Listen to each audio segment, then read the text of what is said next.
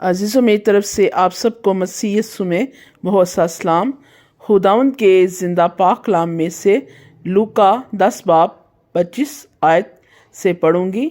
और देखो, एक आलमी शरा उठा और ये कहकर उसकी आजमाइश करने लगा कि ए उस्ताद, मैं क्या करूं कि हमेशा की ज़िंदगी का वारिस बनूं। मैं आप सबसे दरख्वास्त करती हूँ, जब कहीं भी कलाम पाक सुनाया जाए बड़े गौर से सुने, क्योंकि जब खुदा के कलाम को गौर से सुना जाता है तो वो हमारी दिल की तख्तियों पर लिखा जाता है। तो फिर हम सिर्फ महज कलाम पाक को सुनने वाले नहीं बल्कि उस पर अमल करने वाले बन जाते हैं। आप सब जानते हैं कि कलाम पाक पर अमल करने वाले लोग ही खुदावंद की नज़र में मकबूल कहलाते हैं, क्योंकि ऐसे लोग ही खुदावंद के नाम को जलाल देते हैं, इसलिए वो खुदा की नज़र में मकबूल ठहराए जाते हैं। जैसा कि मुकद्दस लूका कलाम पाक की हदायत में आयत में लिखते हैं कि उस आलम शरा के बारे में जिसने यीशु से सवाल किया कि वो कैसे हमेशा की ज़िंदगी का वारिस बन सकता है। तो यीशु ने उससे कहा, तो आयत में क्या लिखा है, तू किस तरह पढ़ता है? उसने जवाब में कहा कि खुदावंद अपने खुदा से अपने सारे दिल और अपनी सारी जान और अपनी सारी ताकत और अपनी सारी अक्ल से मोहब्बत रख और अपने पड़ोसी से अपने बराबर मोहब्बत रख।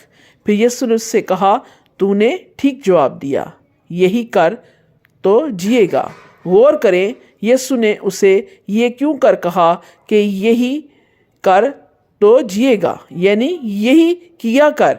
ऐसा यीशु ने ये क्यों कर कहा? इसलिए कि यीशु जानता था कि वो कलाम की इस आयत को क्यों बड़े फ़ख्र से कह रहा है।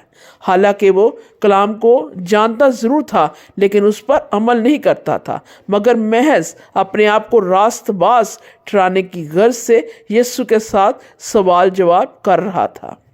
उसने एक और सवाल यीशु से पूछा कि फिर मेरा पड़ोसी कौन है? लूका 10 बाब की 30 से 37 आयत तक पढ़ूंगी। यीशु ने जवाब में कहा कि एक आदमी यरूशलेम से यरू की तरफ जा रहा था कि डाकुओं में घिर गया। उन्होंने उसके कपड़े उतार लिए और मारा भी और अधमुआ छोड़कर चले गए। इत्तफाकन एक काहिन इतनी उसी राह से जा रहा था और उसे देखकर कतरा कर चला गया। इसी तरह एक लावी उस जगह आया, वो भी उसे देखकर कतरा कर चला गया। लेकिन एक सामरी सफ़र करते करते वहाँ आ निकला और उसे देखकर उसने तरस खाया और उसके पास आकर उसके ज़ख्मों को तेल और मैं लगाकर बांधा और अपने जानवर पर सवार करके सराय में ले गया और उसकी खबरगिरी की। दूसरे दिन 2 दिनार निकाल कर बटियारे को दिए और कहा, इसकी खबरगिरी करना और जो कुछ इससे ज़्यादा खर्च होगा मैं फिर आकर तुझे अदा कर दूंगा। इन तीनों में से उस शख्स का जो डाकुओं में गिर गया था, तेरी दानिस्त में कौन पड़ोसी ठहरा? उसने कहा, वो जिसने उस पर रहम किया। यीशु ने उससे कहा, जा तू भी ऐसा ही कर। मैं आपको बताना चाहती हूँ कि कई मजहबी लोग अपने आप को गुनाहगार ना समझते हुए नजात पाने को अहमियत नहीं देते। वो इबादत गाहों में बाकायदा जाते हैं और बुरे काम नहीं करते। इनका ईमान है कि वो अपने रास्तबाजी के कामों यानी नेकियों से फरदौस में जाएंगे। ऐसा सोचना और करना बहुत बड़ी गलती है, क्योंकि खुदा का कलाम वाज़िया करता है कि हमारी तमाम रास्तबाजी नापाक लबास की मानिद है।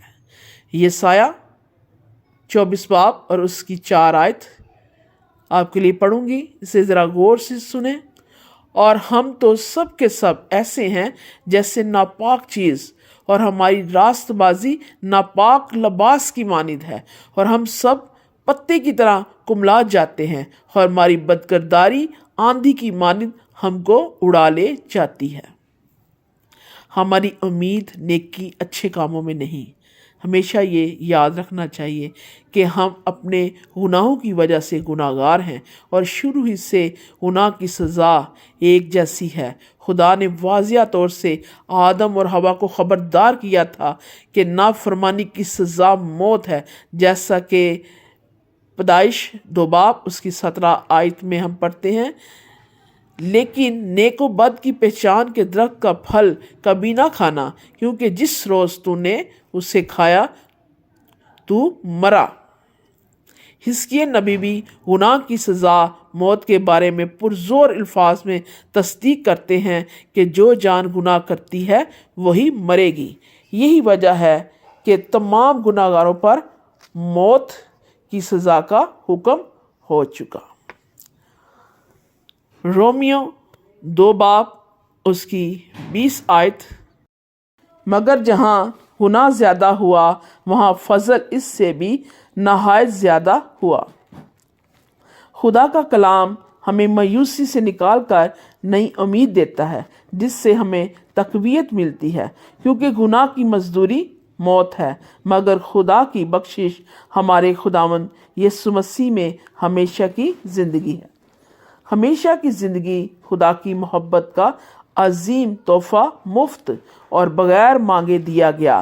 وہ ہمیں کوئی ایسی چیز پیش نہیں کرتا جو ہمیں خریدنی پڑے، وہ ہمیں نجات تحفے کی صورت میں دیتا ہے، کیونکہ خدا نے دنیا یعنی گناہ گاروں سے ایسی محبت رکھی کہ اس نے اپنا اکلوتا بیٹا بخش دیا، تاکہ جو کوئی خداوند نے اس پر زور دیا، جو کوئی اس پر ایمان لائے ہلاک نہ ہو بلکہ ہمیشہ کی زندگی پائے۔ اسی طرح ہم خداوند کے زندہ پاک کلام میں سے ایک اور حوالہ پڑھیں گے، یوحنا 3 باب اس کی 16 آیت۔ لیکن جتنوں نے اسے قبول کیا اس نے انہیں خدا کے فرزند بننے کا حق بخشا۔ ان آیات کو اب غور سے سنیں اور سمجھیں کہ خدا اپنے پاک کلام میں اپنے لوگوں کے وسیلے سے، اپنی پاک روح کے وسیلے سے کیا فرما رہے ہیں۔ لیکن جتنوں نے اسے قبول کیا اس نے انہیں خدا کے فرزند بننے کا حق بخشا، جو اس کے نام پر ایمان لاتے ہیں۔ بغیر ایمان کے اس کو پسند آنا ناممکن ہے۔ اگر تم ایمان نہ لاؤ گے کہ میں وہی ہوں تو اپنے گناہوں میں مرو گے۔ یوحنا 8 باب اس کی 24 آیت میں کلام پاک میں کیا لکھا ہے؟ جو ایمان لائے اور بپتسمہ لے وہ نجات پائے گا، اور جو ایمان نہ لائے وہ مجرم ٹھہرایا جائے گا۔ کیونکہ راست بازی کے لیے ایمان لانا دل سے اور اقرار منہ سے کیا جاتا ہے۔ ہمارا کام نجات یعنی تحفے کو قبول کرنا ہے جو بغیر مانگے دیا گیا ہے۔ اس کے سوا اور کوئی چارہ نہیں۔ اتنی بڑی نجات سے غافل رہ کر ہم کیوں کر بچ سکتے ہیں؟ مرکز 16 باب اس کی 16 آیت، رومیو 10 باب اس کی 10 آیت۔ پہلے میں آپ کے سامنے پڑھوں گی مرکز 16 باب اس کی 16 آیت۔ جو ایمان لائے اور بپتسمہ لے وہ نجات پائے گا، اور جو ایمان نہ لائے وہ مجرم ٹھہرایا جائے گا۔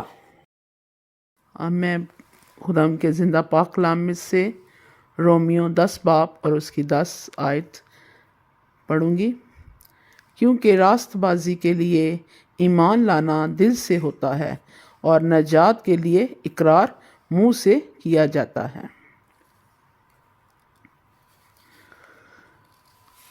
اب آپ لوگوں کو غور کرنے کی ضرورت ہے کہ یہ وقت جو ہے قبولیت کا ہے، نجات کا ہے۔ آپ سب جنہوں نے ابھی تک خداوند یسوع المسیح کو اپنا شخصی نجات دہندہ قبول نہیں کیا، جو ابھی تک پرانی انسانیت میں ہیں، جنہوں نے نئی پیدائش حاصل نہیں کی، وہ میرے ساتھ یہ دعا کر سکتے ہیں۔ اے رحیم خدا، میرے سب گناہوں کو معاف کر دے، جس کا آج میں اقرار کرتا یا کرتی ہوں۔ میں اپنے خداوند یسوع کے لیے تیرا شکر ادا کرتا یا کرتی ہوں، جس نے سلیب پر میری خاطر جان دی، وہی میرا نجات دہندہ ہے۔ اب میں تبدیل شدہ شخص کی مانند نئی اور روشن امید کے ساتھ روز بروز زندگی گزاروں گی۔ یسوع کے نام میں آمین۔ خدا آپ سب کو اس کلام کے وسیلے سے بڑی برکت دے اور اپنے میں بڑھنے کا باری فضل عطا کرے۔ یسوع مسیح کے پاک و جلالی نام کے وسیلے سے مانگتی ہوں، آمین۔